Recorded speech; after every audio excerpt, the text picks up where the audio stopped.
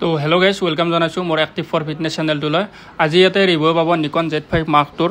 Nikon Z5ৰ update version আছে Nikon Z5 Mark II। ইয়াৰ সম্পূৰ্ণ ৰিভিউ আপোনালোকে এই চেনেলটোত পাব, এক্টিভ ফৰ ফিটনেছ চেনেলটোত। তো আপোনালোকে সম্পূৰ্ণ ভিডিঅ'টো চাই থাকক, আপোনালোকে গম পাব কিমান দাম, কি কথা, কি নতুন ফিচাৰ্ছ এড কৰা হৈছে ইয়াতে, তো কিহৰ কাৰণে স্পেচিফিকেলি বনোৱা হৈছে। ৱেডিং ফটোগ্ৰাফীৰ কাৰণে স্পেচিয়েলি এই কেমেৰাটো বা ব্লগিঙৰ কাৰণে বনোৱা হৈছে। আপোনালোকে গোটেইখিনি গম পাব, প্ৰাইচ গম পাব, লেন্স কি মই লৈছোঁ বা কি প্ৰয়োজন হ'ব, সকলোখিনি আপোনালোকে এই ভিডিঅ'টোত গম পাব। তো ভিডিঅ'টো সম্পূৰ্ণ চাই থাকক।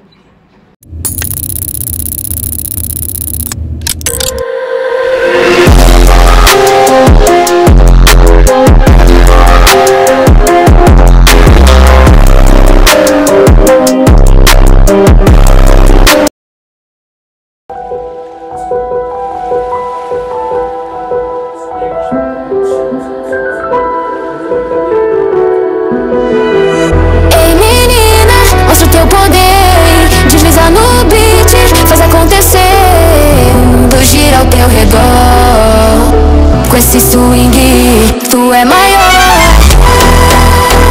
Te arremessa sem parar. Essa energia vai te levar. Juntando todo mundo dançar. É um baile que nunca vai acabar.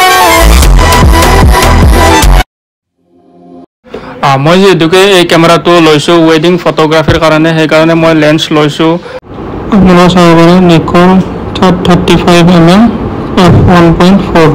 তো এইখন লেন্স লৈছোঁ মই ফটোগ্ৰাফীৰ কাৰণে। কথা যদি মই ক'ব যাওঁ, প্ৰাইচটো হৈছে নিকন Z5 Mark II প্ৰাইচটো হৈছে কিট লেন্সৰ সৈতে 24-70mm লেন্সৰ সৈতে আপোনালোকে যদি পাৰ্চেছ কৰে তেতিয়াহ'লে 1,65,500 টকা বা অফাৰ, গোটেইখিনি অফাৰ মিলাই আৰু আজি যি অফাৰ পূজাৰ অফাৰ চলি আছে সেইখিনি মিলাই ইমান। পাছত কমিব পাৰে, বাঢ়িব পাৰে, সেইটো বেলেগ কথা, কিন্তু বৰ্তমান প্ৰাইচটোৰ কথা মই কৈছোঁ। তো 1,65,500 টকা। বাকী এক্সট্ৰা লেন্স সেইটো আপোনালোকৰ কথা, কি লেন্স আপোনালোকৰ ৰিকুৱাৰ্ড হয় সেইটো আপোনালোকে ল'ব।